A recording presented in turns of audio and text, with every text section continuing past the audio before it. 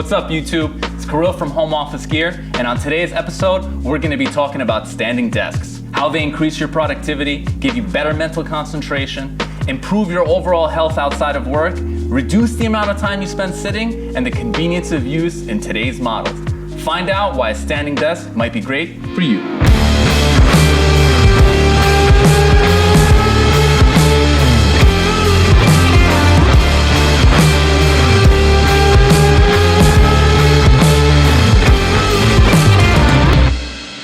A stand-up work study was published citing over a year of research. And what they found was actually pretty interesting. It's not that sitting is worse than standing. It's actually that you need to change your posture throughout the day. We're gonna cover how your work surface area, the height of it, what kind of lighting you have, and your work routine all influence how comfortably you work throughout the day.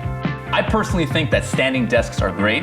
They have a lot of pros, but they also have some cons. Let's start with the positive points first. The ability to change height allows more settings to fit multiple sized individuals, especially in a setting where you have to change different people or share a desk. Moving around is also easier with a standing desk because you can constantly change your posture, adjusting it to different size heights. Maybe some days the ladies wear heels, maybe sometimes they don't. You can easily adjust that height. It's also easier to access wires. So think about all that stuff you have on your desk. Your keyboard, your mouse, your speakers, your monitor, all these wires that are dangling in the back that used to be really hard to fish around for, you can easily raise your desk and have access to them. And finally, how about the multitasking? Maybe you're on a long conference call or a meeting and you want to do some stretches or a couple of dumbbell curls while you're on that call. A standing desk lets you have that access when it's up in the air. Standing desks are great, but they do have some features that may be deal breakers for people. For example, a regular desk, you just screw on the feet and you have your work surface ready to go. Standing desks have a motor, so you have to have the feet go into the motor, and then you need to make sure that there is an outlet nearby so that it can actually power the desk. A hand crank option is also available, and that can be a bit tedious to use. To constantly have to crank a desk to go up or down may kind of beat the point of its easy function.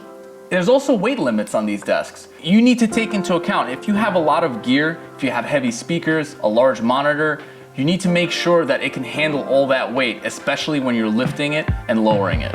One of the final pieces to help make your desk yours, and is oftentimes overlooked, is your work routine. You know best what you do on a daily basis. Maybe when you sit down, you immediately have to jump on a conference call, so your phone should be easily accessible right away. Or maybe you have to come up with a to-do list, or you have to have a list of notes. Your notepad should be right there and available for you. Think about what you do on a daily basis and let that help you structure what your desk looks like. Guys, thank you so much for watching. If you liked what you saw, give it a thumbs up. If you loved it, hit that bell to subscribe. Any questions, comment down below, and I'll see you guys on the next one. Always remember, work comfortably.